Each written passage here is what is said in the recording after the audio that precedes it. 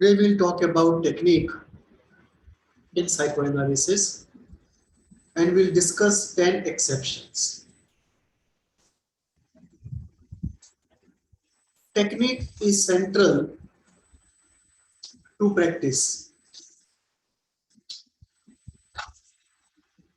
In supervision, there are general guidelines that all supervisors by and large use and instruct or guide the trainees. However, there is nothing like an absolute in psychoanalysis.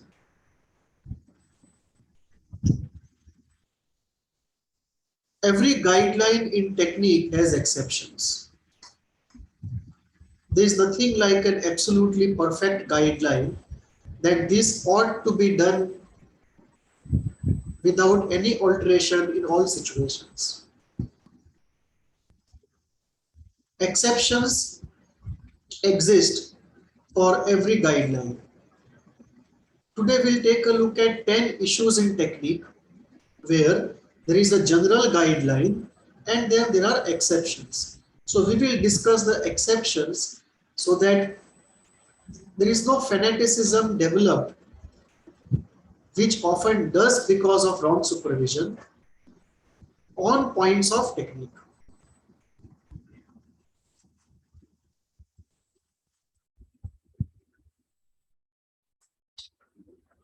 Exceptions. Psychoanalysis has no absolutes when it comes to three elements: model of the mind, pathogenesis, and technique. All the three differ from school to school. Say, for example, Freudian model of the mind is very different from the Jungian model of the mind, is very different from a Lacanian model of the mind.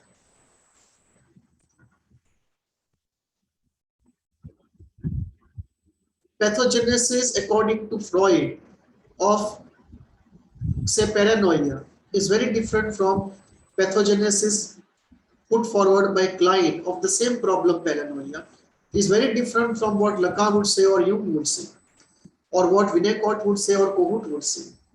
So pathogenesis of the same problem differs from school to school. Similarly, technique also differs from school to school. In the Freudian, Kleinian classical way,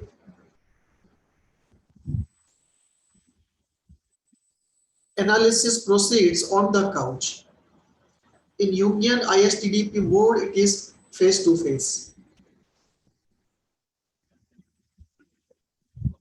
In Lacanian area, the session length may be variable. In ISTDP, it can be variable. In Freud and Klein and classical psychoanalysis, it is always fixed. So there is nothing like an absolute in technique. Technique differs from school to school, and technique differs within the same school for different patients or for different situations for the same patient. So there are exceptions everywhere, absolutes nowhere. Every moment in the session is like a junction, and just as from a railway junction, trains start and go on to Western Railway, Central Railway, Eastern Railway, or many other directions. Similarly, from at any point in the session is like a junction, and you can go in many directions, and not necessarily there will be only one correct direction to go.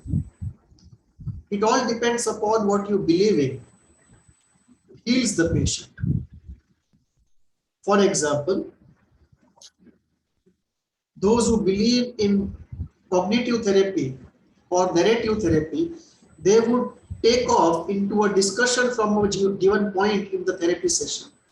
Those who believe in affect-oriented therapy would think of that cognitive discussion as a waste of time and would focus on the feelings.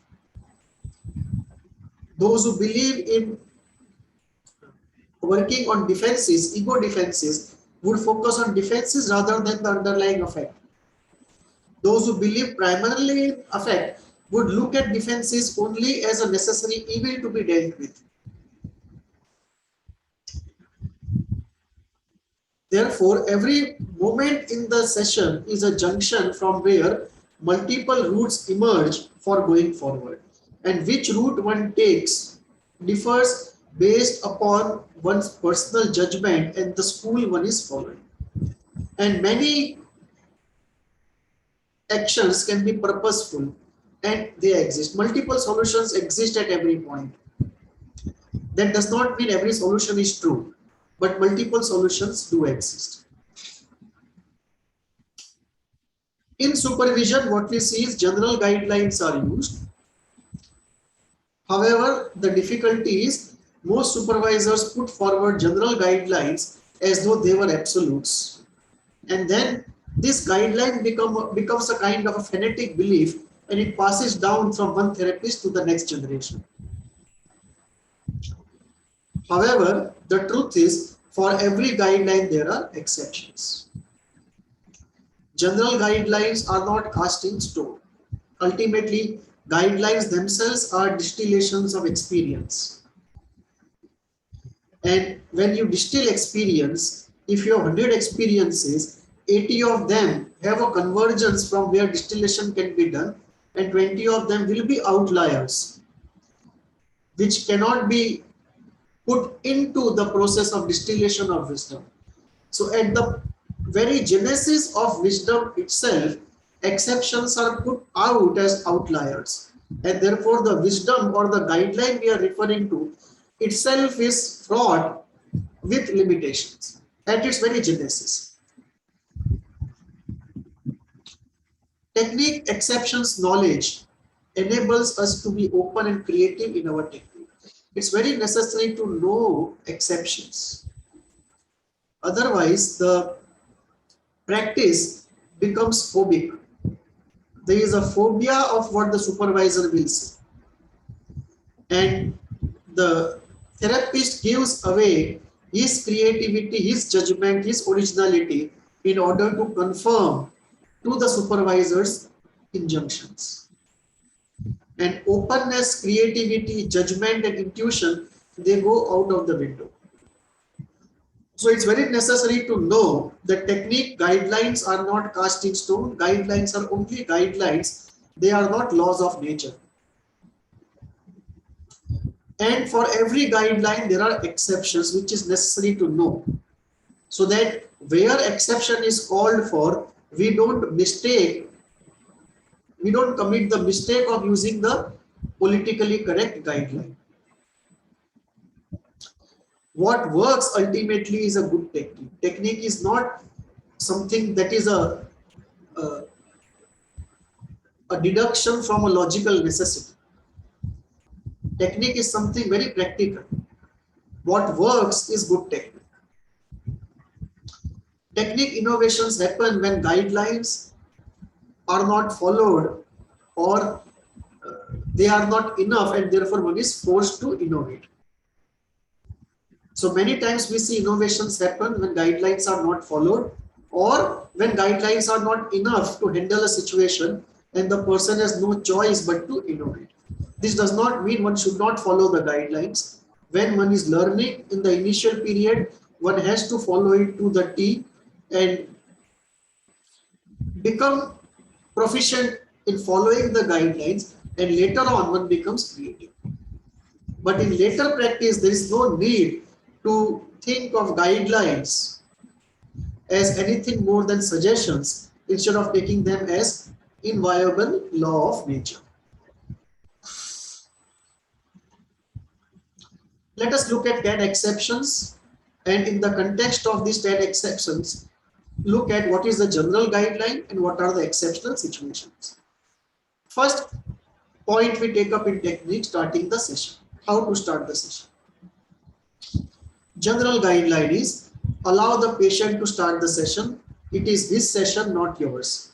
So if the patient lies down on the couch or sits on the chair, allow him to speak whatever comes to his mind and don't give direction to the session by starting the session. If you started something from your unconscious is coming up, it becomes your session and not his session. So it is patient's session, so let him start the session. His unconscious will decide how to start the session. And his unconscious knows better than we do what is the best route to take in a given situation. This is the general guide. When you go to supervision, this is usually what you hear. Now, what are the exceptions for this? Exceptions are, if the person is very depressed, there would be no choice for the therapist but to start the session. And not only start the session, but keep talking far more in the session than he normally should, just to keep the conversation going.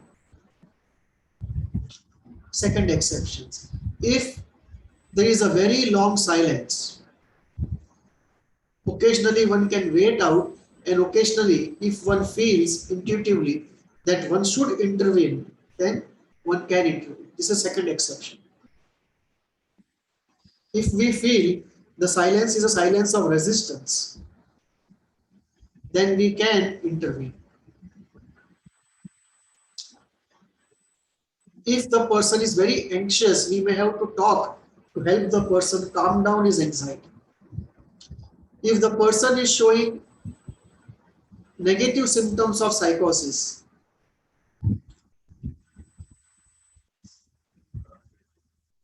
we may have to initiate the conversation, and not only initiate, keep it going by taking a far more active stance than otherwise. If in last few sessions something related to sexual aspects or the something involving shame has come up, and then the person is very quiet, we may have to break the silence, because given the cultural situation, he may just not have the courage to start the conversation. But once the conversation is started by you on this topic, if you know this is the situation, it may come up. If there is something related to the therapist, which has been building up for the last few sessions, and then the person refuses to speak, it may be time to start the session and intervene.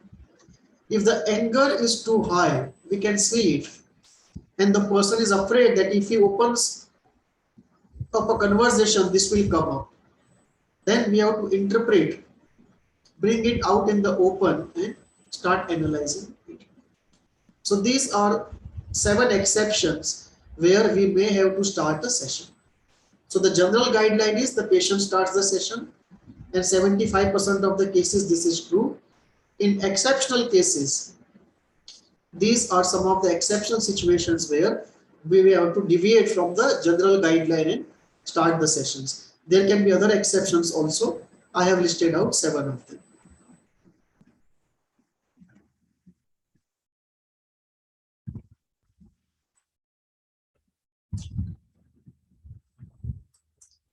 Second technique point, directing the session.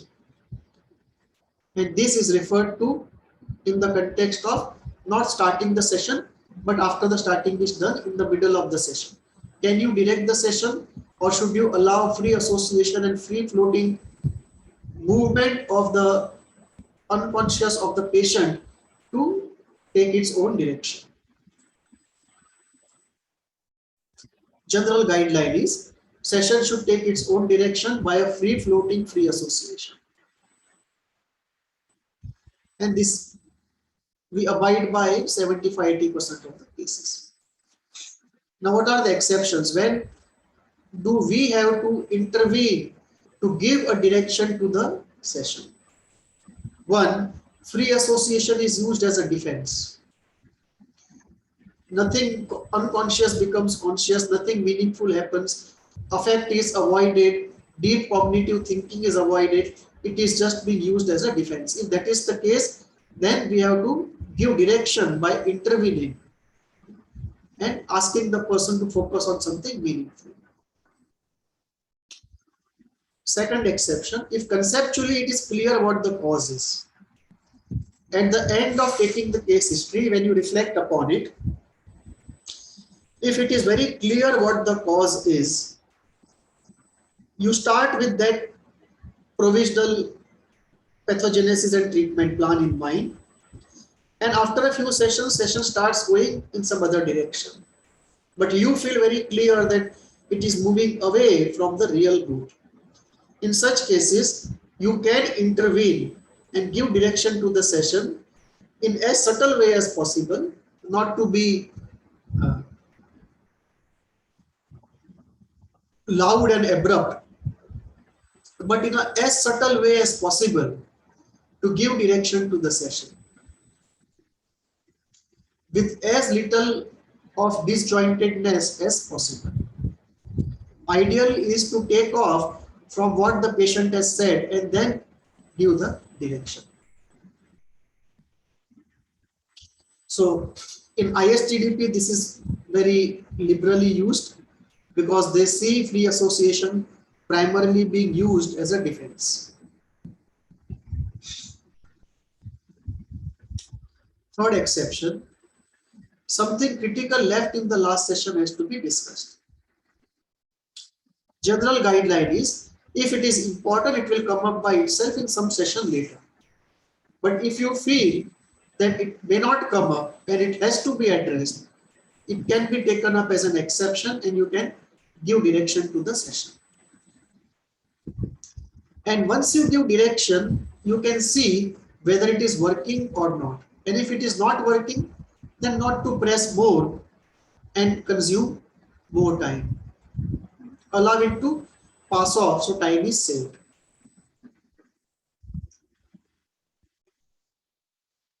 Something critical is being missed. A mistake here.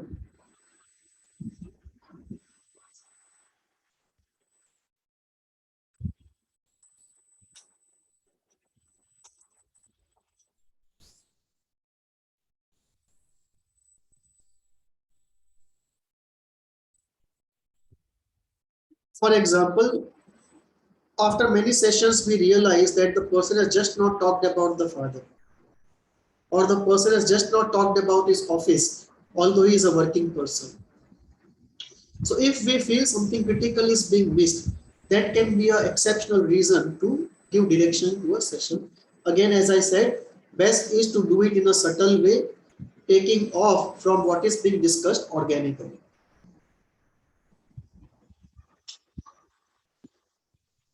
Last exception is when in some cases, both the patient and therapist decide that we will devote a few sessions only to solve this problem. Even though the broad technique may be psychoanalytic, but it is a kind of focused psychoanalysis.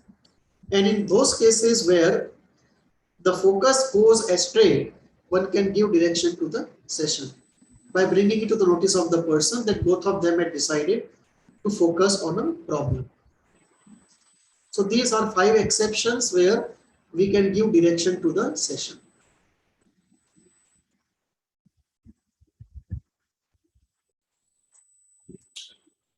Third important point in technique, working in transference. The general guideline is work in transference as far as possible.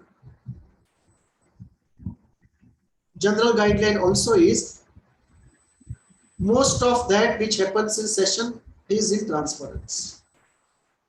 Not everything, but a large component of what happens there involves some sort of transference. And the general guideline is always bring yourself in and take it in transference. If something is said for a third person, try to see if you can bring yourself in and take it in transference. These are the general guidelines. There are 2 different approaches to working in transference. One approach is to work as much as possible in transference, ideally always in transference.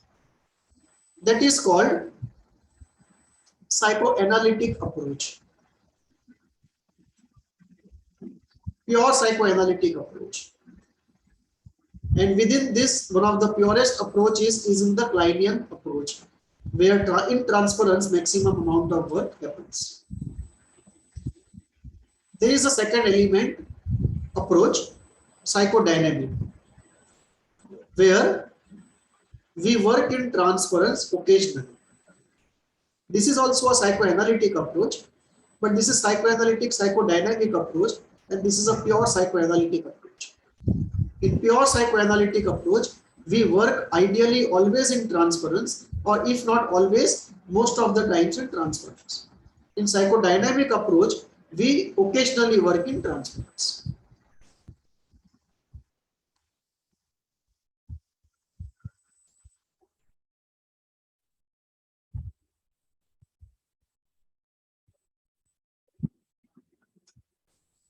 This is one of the points which historically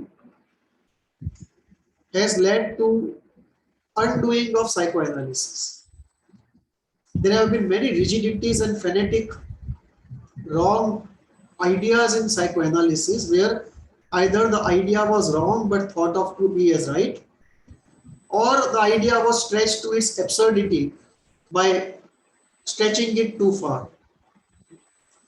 The worst enemy of an idea is not its opposite idea but its own excess. And this has happened many times in psychoanalysis. Excess of an idea has been the undoing of that idea. Transference is one such element. I have heard many Puritans say whatever happens in the session is in transference, which is absurd. Often one talks about things which are then and there or even here and now, which does not involve transference. To say that everything is in transference and that is the only way to work or the best way to work is a dysfunctional fanatic belief. And like some of these dysfunctional fanatic ideas which have proved or rather facilitated the undoing of psychoanalysis, this also is one. Take the idea of transference taken to its extreme, which is not true. There is transference and there are things which don't happen related to transference in the session. And there is no one best way of working. In certain situations, working in transference is the best way. In certain situations, it is not the best way. Let us look at the exceptions. For most people, here and now can be threatening. For a large number of people, at least in India, I can say that. Here and now can be threatening. And therefore, one has to start the therapy with then and there instead of here and now. Here and now you can go to later, but only after the person is reasonably comfortable and done with lot of stuff. So to start with then and there is a much better way to start rather than here and now. Similarly, transference also is better to deal with in the context of then and there rather than here and now. So even if you have to deal with transference in then and there rather than here and now. Third, everything is not in transference. There are healthy parts of the ego, healthy parts of life, and healthy parts of conversation which are pure and simple as they are, and they are not transferential. Everything is not transference. Next important point is how pure a transference you want, and can both of you handle that transference? The more anonymous you become, the less you speak, the more you talk about transference, the purer transference you can get. The point is, what do you want to do with that pure transference? You can get transference at a variety of levels of purity. You can get transference from a variety of levels of regression. Do you want extremely regressed and pure transference? Can you handle it? Can the client handle it? What are you going to do with it? If you are not going to work with pure transference or extremely regressed transference, and worse, extremely regressed and pure transference, If you don't have the capability or don't wish to work, don't have it. Can lead to problems. So unless you know that you want extremely pure transference and you are going to use it, don't get into it. How far to work in transference is a decision you have to make. It's safer to in the first many sessions not to work in transference and then start working it only after the person feels safe. Otherwise, it would be too much for the person and you can have difficult situation going to the extreme of the person moving out of therapy because it becomes too uncomfortable for him. So without building the capacity to handle here and now and the transference issues with the therapist, don't get into it, especially with the fragile patients.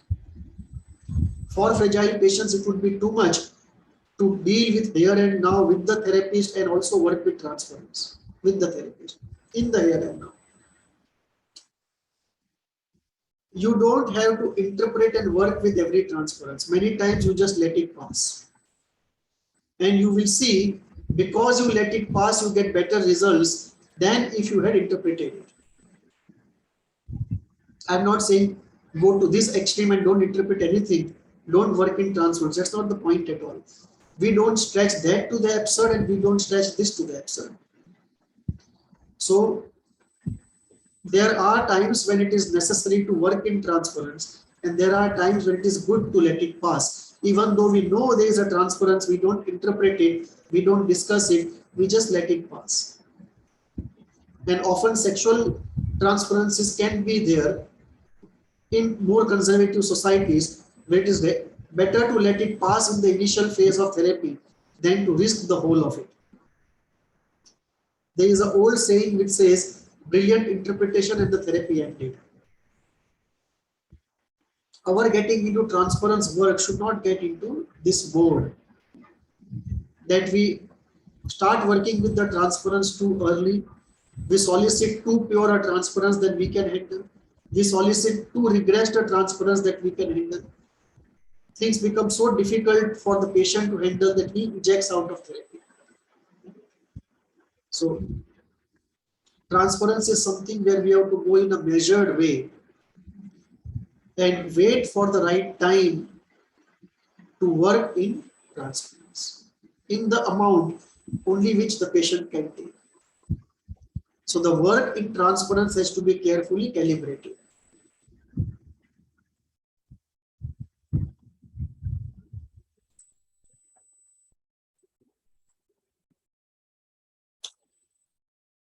Fourth issue in therapy, therapy outside the session.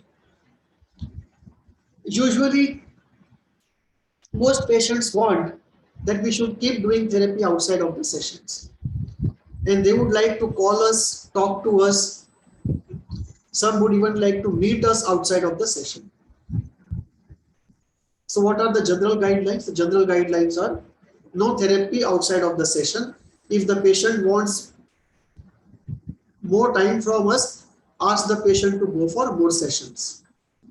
But no doing therapy outside of the sessions. This is the guideline and a very valid guideline, very useful guideline. We follow it in 80% of the cases, or I would say even 90% of the cases we follow this. This is a very good guideline, but there are exceptions in certain cases. Let me say not more than 5 to 10%, micro exceptions, but there are exceptions. First, the person needs sessions but cannot afford them. So you offer the person less cost if you can, but the person does not take it. He feels a sense of self-respect being injured in that, so he won't take it. Or you can't give concessions in either of the cases. He needs more but cannot afford. That can be one reason where he would call up in between and ask for help because the situation is not bearable. So those are exceptions. That is the exception first, where you entertain a call in emergency.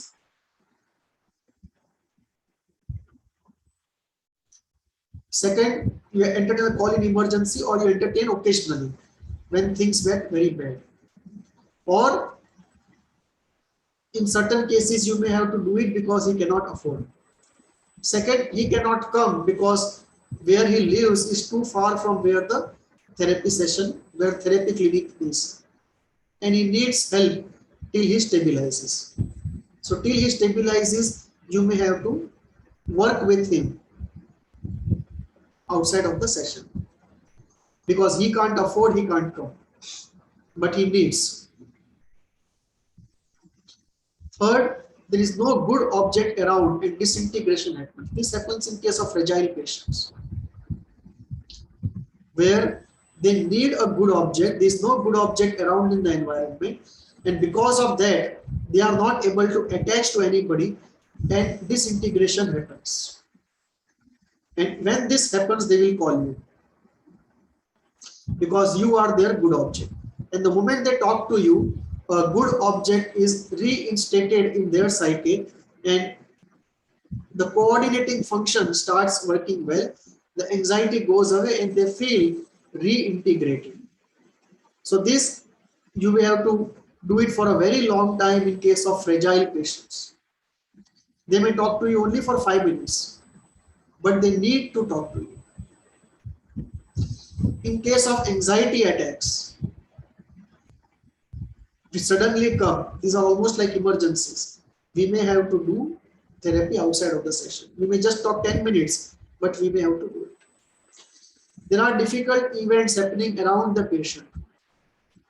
So after these difficult events happen around him, and he communicates to you and wishes to talk, we may have to talk once in a while outside the session. There is a stressor around, and the stressor attacks all the time, and the person is fragile. This again would lead to working outside of the session. It helps the therapy process. For example, if you are doing one session a week or 2 sessions a week, and there is a gap between 2 sessions, what to do in that process? CBT and other therapies use the process in terms of homework or self-work. You may use some to give some self-work, and if in that process the person needs help, he may call you up. This is a deviation from the classical psychoanalytic process, but it helps in many cases, exceptional cases. Now, if you do therapy outside of the session, what are the important elements to be taken care of? First, hold the frame. Don't allow it to be converted into a casual conversation. It is not friendship. So hold the frame always.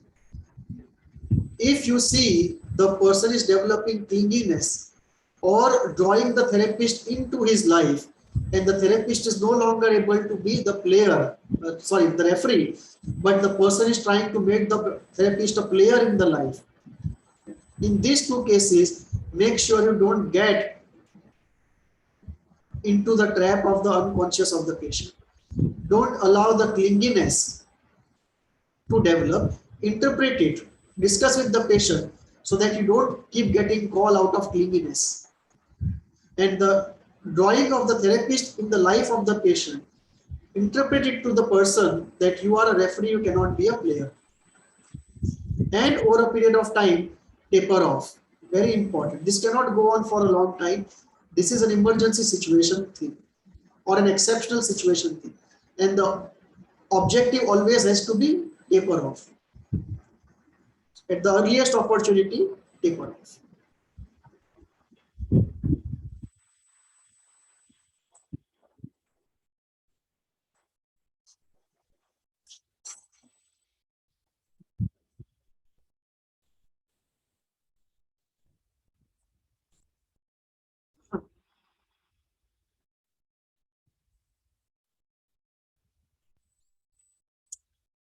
Fifth element of technique is dual relationship. Can the therapist have any other interaction with the patient or any dual relationship with the patient other than that of a therapist? General guideline is clear: no dual relationship, no contact outside of the therapy room, and this has to be followed, and it is followed in 95%, 98% of situations. But in certain exceptional cases, I would say 2%, there are exceptions which come in. First, if you are in a small town and everyone knows everyone, it's very difficult to maintain anonymity. And it's difficult to maintain no dual relationship. Because there are very few people in a small town situation, everyone has to go to everyone practically for something or the other. So it may not be possible in a small town, but we have to keep it to a minimum. There can be social situations in many cultures where it is unavoidable. Guideline may be that if the therapist sees the patient in a social situation, we should move away from the social situation, including conferences. But it's very difficult to implement it, so exceptions are there. In some cities, in developing countries, for example in India or countries less developed than India, in many towns and many cities, there are very few therapists. And so most people go to them, and it's very difficult for them not to have any dual relationship with people who come to them. Teachers and trainers in small cities, often they get students who also become their patients, or patients who join some training program where you may have to teach, or some conference where you speak and your patient is in the audience.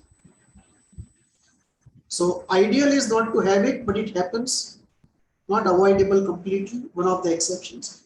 What should be kept in mind is there should not be any profit in cash or kind or any personal relationship. This should always be sacrosanct. That in the dual relationship, this should not happen. So these are the exceptions.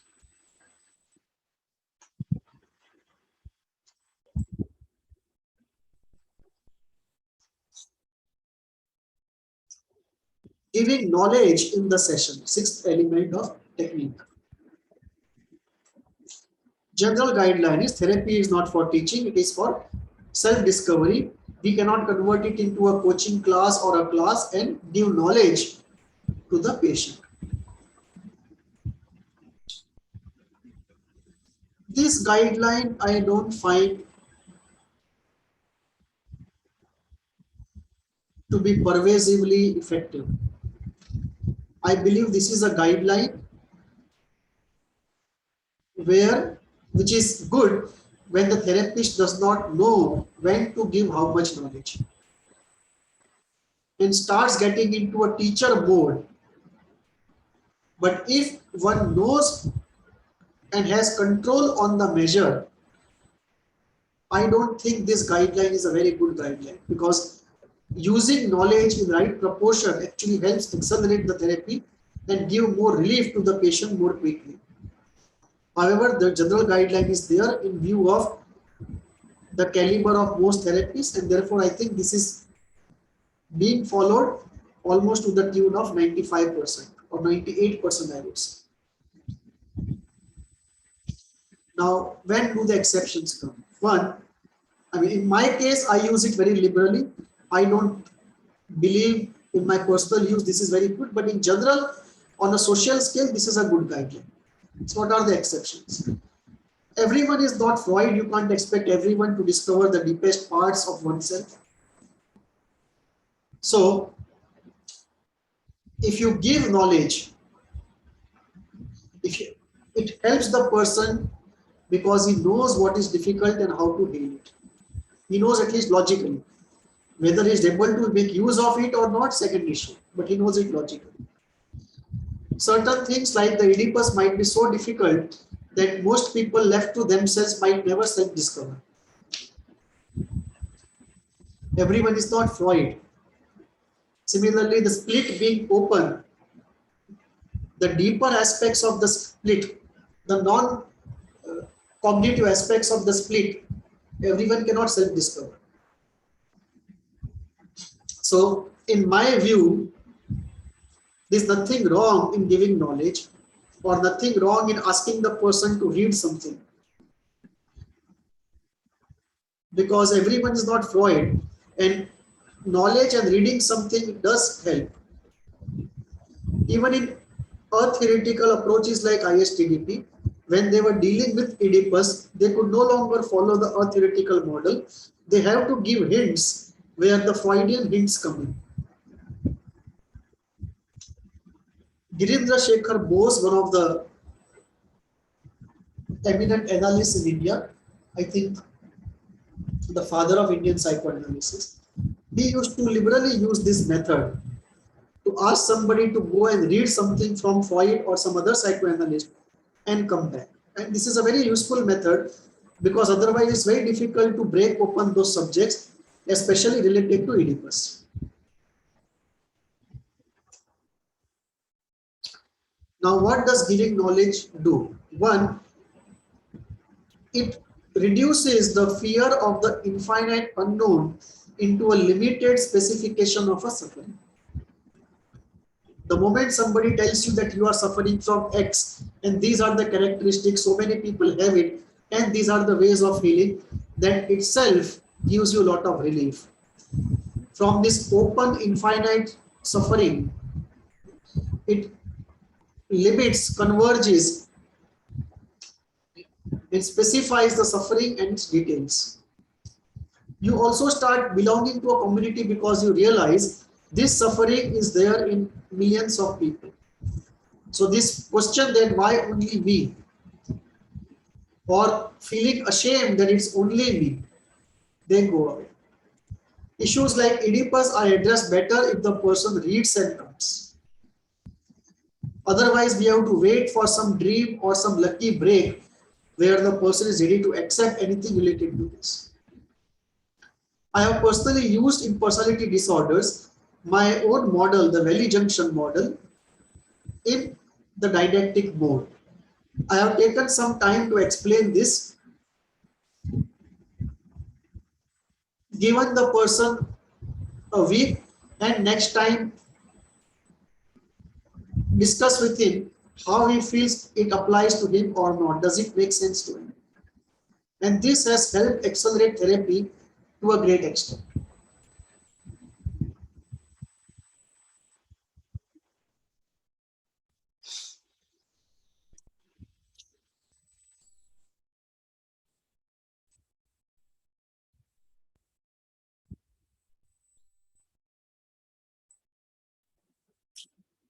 Seventh element in technique, relaxation techniques. General guideline is therapy will use only classical interventions. Therapy session is not a relaxation or a yoga class. Which is true unless one is trained in relaxation area. One should not use a blunt, untrained tool on a patient.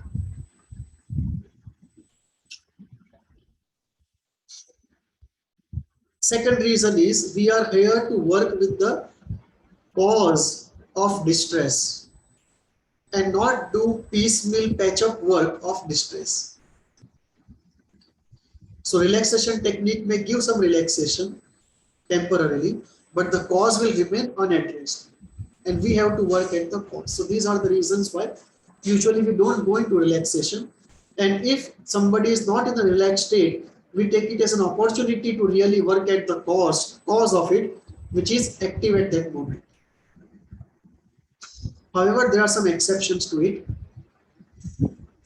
If the anxiety is too high and the person just is not able to be in therapy in a productive way, we may have to do anxiety regulation by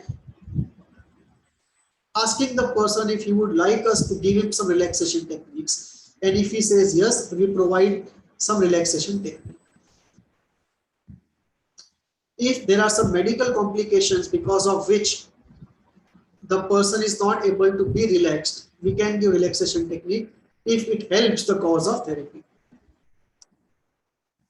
If the person has been too agitated in the last many days and weeks, it may give him lot of relief if we can do some relaxation instead of the classical exploration, which will take weeks and months to take effect. Always ask if he wants it. If he says no, don't give it. There are two ways of doing it. One, if there is an emergency, you can do it for 5 minutes and then take a 2-3 minute, allow 2-3 minutes to pass and then come back to therapy. Or if it is a usual session and if you feel there is a need to it, towards the end of the session, do it. If you know Reiki or pranic healing, don't practice unless the patient also knows it. He should not get afraid of you as though you are practicing some black magic or something frightening and mistaken. Or he should not lose faith in you as somebody who is not on the scientific empirical track. If the person is trained in pranic healing, Reiki, or in areas of mysticism and spirituality, and if you know it, then ask him if he would like to have a breathing technique or a white light relaxation. Both of them are very good and very safe techniques. Even if the patient uses it by himself at home, it will do good to the patient.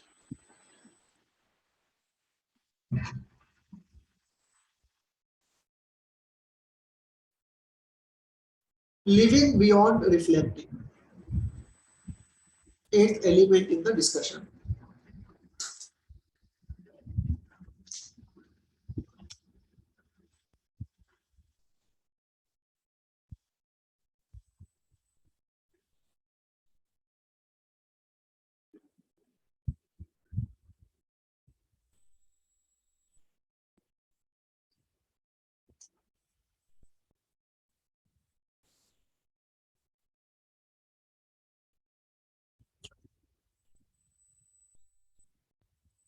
Except for behavioral therapy, much of cognitive therapy and the entire psychoanalysis is based upon the principle reflecting, not acting. Living out certain things related to the problem is not one of the preferred modes. Actually, it's a taboo. It's almost like a blasphemy in psychoanalysis. We use the word acting out. So usual principle is reflecting, not acting. When do you go into exceptions? You go into exceptions when there are very sticky habits and one is just moving in loops in analysis. A fact has come out, but it's not bringing about restructuring. Then certain elements may have to be lived for a change. And for certain people in certain areas, living it out may be the only way out. And there, living beyond reflecting becomes a necessary principle to heal that patient. There can be an obsession over an unsatisfied desire. And the object of desire may not be something esoteric, it may be very ordinary. In such cases, it is better to ask the person to consciously experience it and get done with it. Conscious experience is very necessary. Experience can lead to addiction, experience can lead to freedom. When experience is entered into consciously with an intention to be free, in an observer mode, then it gives you freedom. So that is a healing technique. If you want, okay, so there in those cases, we can ask the person to go into an experience with high awareness and an intention to be free from it, and then do that experience. It is to satisfy a deeply unsatisfied desire, which would not go in any other way. No amount of talking or affect release will help it. If we want to test out gains of therapy, the proof of the pudding is in the eating. So we can ask the patient to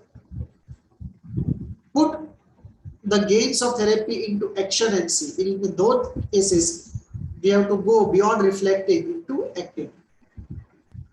If fantasies are very strong, again, it is best to leave it out and get done with it. If catharsis is not happening in the regular course, despite the best we do, the person may have to go into the experience and do catharsis there, or go into the experience and come back to us and then try catharsis. If isolation of affect is not breaking through, again, experience will be needed. If amnesia is not breaking through, despite the best we do, again, experience may be a way out. And the experience has, one of the experiences always necessary is, especially after 35, 40 years of age, mostly 40 years of age, one should revisit, if possible, places of one's early childhood and try to relive the memories and places where they occurred. It's a very productive and quick way for processing the unprocessed emotions of long ago and achieving the closure and health. Especially when one is near the end of life, it is very necessary to undergo this revisit of places of early childhood and youth and relive one's memories there and do the processing of the unprocessed and get closure. So these are some areas where we go beyond the guideline of reflecting, not acting, and we go into living beyond reflecting.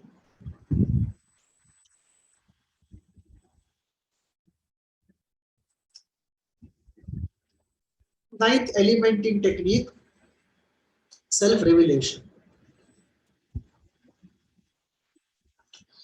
General guideline is therapist must be anonymous, like a blank screen on which the patient can project, so that we get pure transference, which is true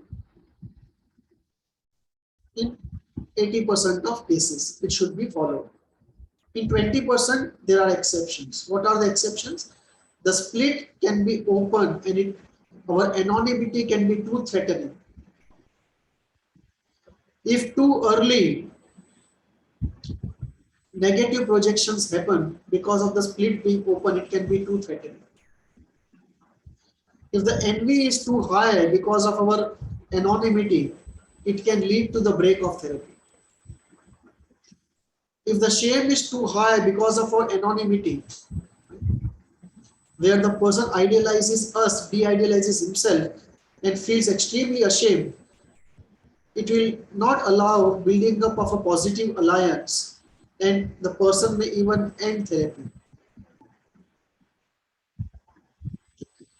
In such cases, sharing some real life experience of yours and coming out of that blank screen and the omnipotent person and being or exposing the real and ordinary part of you by sharing some real life experience of yours, it can help the person navigate through these difficult feelings. Sharing life experience can also be very important when the person is narrating about some real life experience of tragedy. And if you narrate your experience from which the person can take solace or some wisdom, it helps the person. In many people, the coldness, the anonymity and the blank screen is seen as something cold, and that provokes anger, pain and fear. And that does not allow a positive alliance to build up, can create a lot of negative transferences, projections, and can also get the person to end therapy. In some situations where the person wants to internalize a good, reliable, stable object, and he is looking out for warmth, a cheerful, warm person as a therapist is much better there than a blank screen.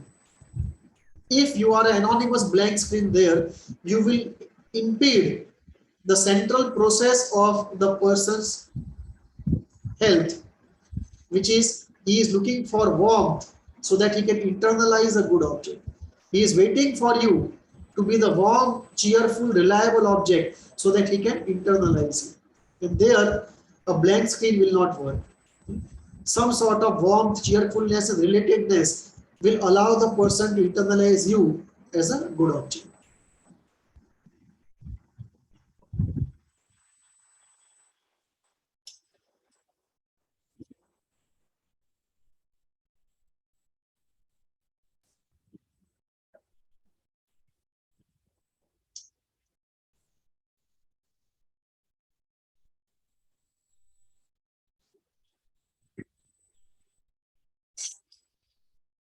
Tenth element of technique, dream analysis.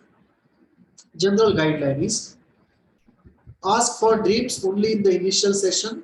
After that, take up dreams only if they come up naturally from the patient's side in free association, which is a very good guideline. I would say applicable in almost 80% of the cases. In 20% exceptions, let us look at the exceptions when we have to go beyond these guidelines. We get a strong feeling that something is hidden and it's not coming down, but it's very strong. And if we do some dream analysis, it may come out. And in such situations, we can ask for dreams. Even though many sessions have happened, and we should not be initiating these conversations, still we can do it if this is the judgment that we have.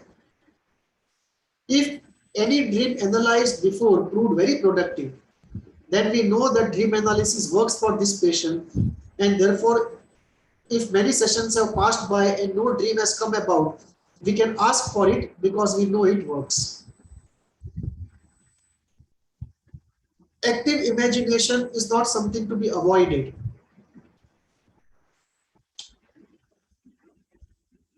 Many people believe that even if we do dream analysis, we should not use Jung's idea of active imagination. We should use by and large Freudian Kleinian technique of dream analysis. But this is not true. Active imagination is a great investment of time. It is not a cost. And if we do it right, if intuitively we know from where, what to pick up in active imagination and from where to take off into something else, and how to reconnect it back to the original dream material, active imagination is a great investment. One dream well interpreted is worth 25 sessions. And this depends upon your capability of dream analysis. For me, this is quite normal because dream analysis is an area, my favorite area of interest, like model of the mind.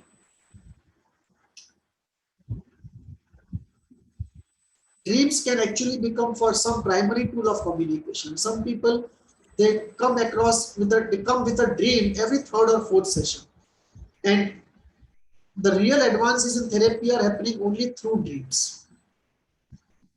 Not that the therapy is not working otherwise, but the acceleration is happening through dreams.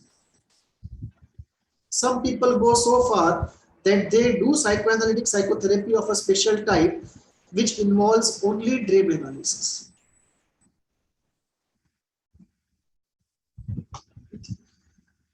We have seen 10 issues of technique with their general guidelines and exceptions. For every element of technique, there are exceptions. I have taken up 10 elements. Time permitting, some other time, I'll take up more elements. For now, we end here. Thank you.